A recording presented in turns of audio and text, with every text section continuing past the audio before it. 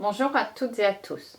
Concernant la transition écologique, qui est un thème nouveau concernant l'oral d'entretien pour les L3, voici le résumé de la Charte de l'environnement.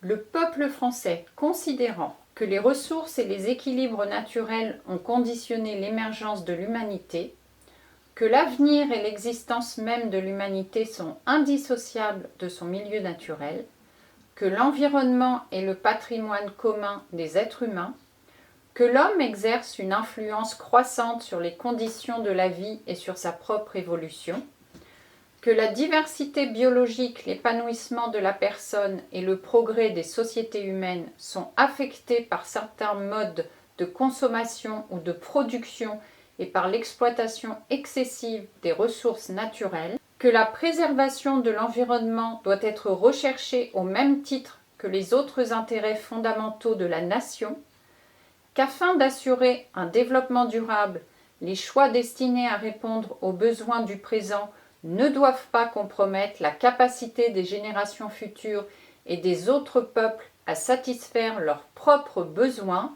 proclame article 1.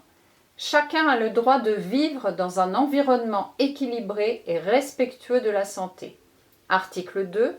Toute personne a le devoir de prendre part à la préservation et à l'amélioration de l'environnement. Article 3. Toute personne doit, dans les conditions définies par la loi, prévenir les atteintes qu'elle est susceptible de porter à l'environnement ou, à défaut, en limiter les conséquences. Article 4. Toute personne doit contribuer à la réparation des dommages qu'elle cause à l'environnement dans les conditions définies par la loi. Article 5. Lorsque la réalisation d'un dommage, bien qu'incertaine en l'état des connaissances scientifiques, pourrait affecter de manière grave et irréversible l'environnement, les autorités publiques veillent, par application du principe de précaution et dans leur domaine d'attribution, à la mise en œuvre de procédures d'évaluation des risques et à l'adoption de mesures provisoires et proportionnées afin de parer à la réalisation du dommage. Article 6. Les politiques publiques doivent promouvoir un développement durable.